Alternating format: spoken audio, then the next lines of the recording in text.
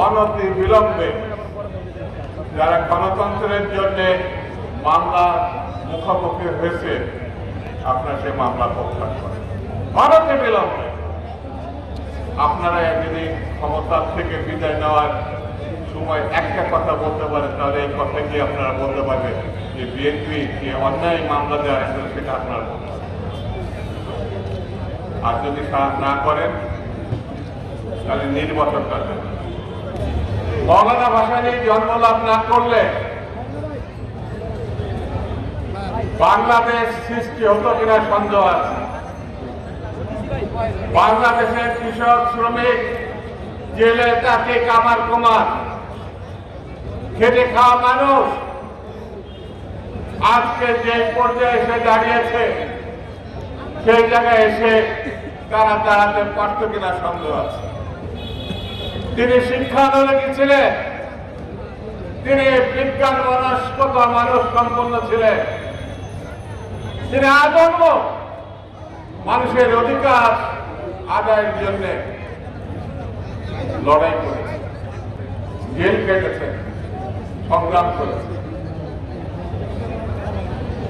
বাংলাদেশে এমন কোন নেতা নেই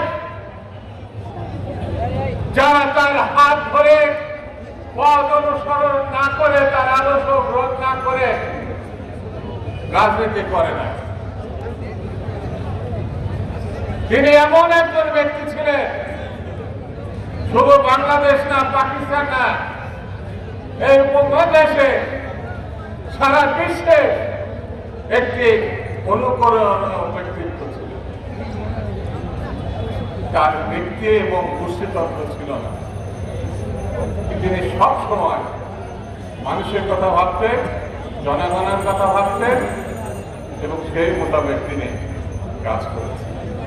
চিনেছিলেন শহীদ জিয়া রহমান।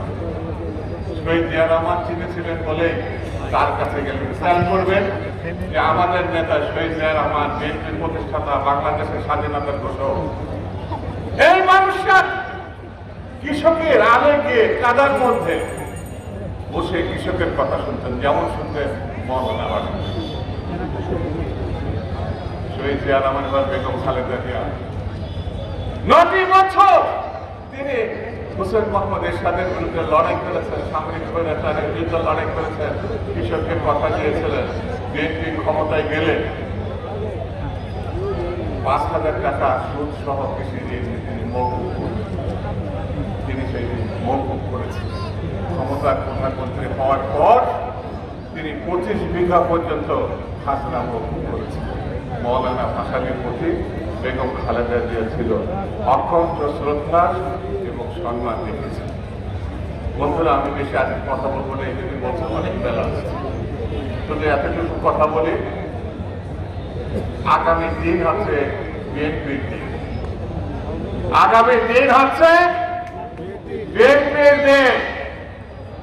যারা এই দেশটাকে ১৬-১৭ বছর ধরে লুটে পুটে খেয়েছেন আর মানুষের উপরে জুলুম করেছেন, তাদেরকে বিচারের আওতায় আনার দিন।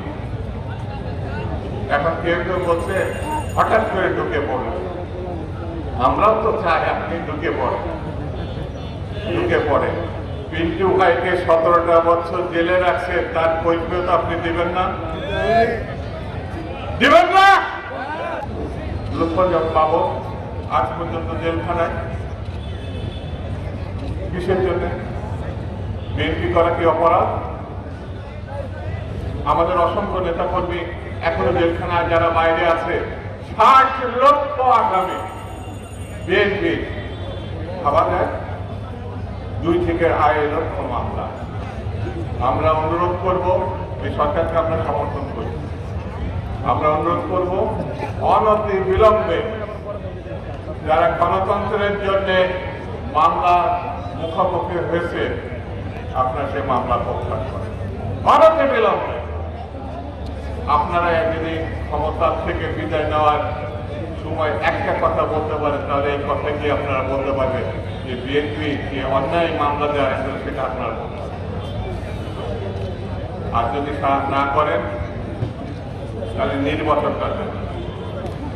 নির্বাচনটা দিলে বোঝা যাবে বিএনপির জনপ্রিয়তার কথা এবং এই নির্বাচনই এখন সবথেকে মূল এবং একমাত্র কাজ।